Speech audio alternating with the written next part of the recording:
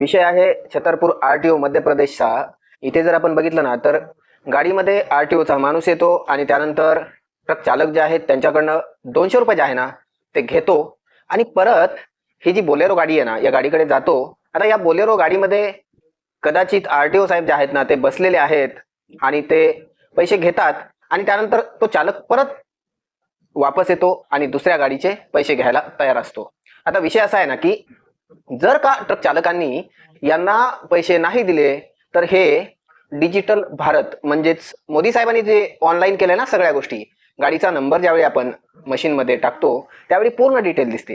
गाडीचा इन्शुरन्स संपलाय का, टॅक्स संपलाय का, पेपर संपलेत का, ऑल इंडिया परमिट संपलंय का, या सगळ्या ज्या ज्या काही असतील पेपरच्या ज्या काही गोष्टी असतील हे सगळं मशीन मध्ये दिसतं। आणि एवढं दिसत असून देखील मोदी साहेबांनी जे काही सांगितलंय डिजिटल इंडिया याच्यावर यांचेच सरकारी जे काही अधिकारी आहेत ते चालत नाहीत आणि त्यानंतर मोठ्या प्रमाणामध्ये भ्रष्टाचार होतोय। पूर्ण भारतभरामध्ये भ्रष्टाचार होतोय।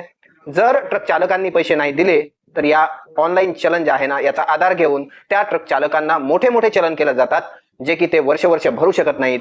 हाच आपला डिजिटल भारत आहे असं आपण समजू।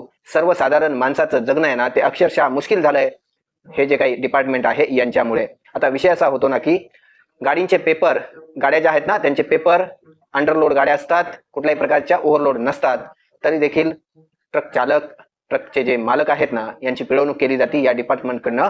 आणि एका स्टेटमध्ये आरटीओ झालं की पोलीस, पोलीस झाल्याच्या नंतर टोल, टोल झाल्याच्या नंतर परत पोलीस, परत आरटीओ, हे असंच चालत राहतं। अक्षरशः त्या ट्रक चालकाला जेवायला पण पैसे राहत नाही।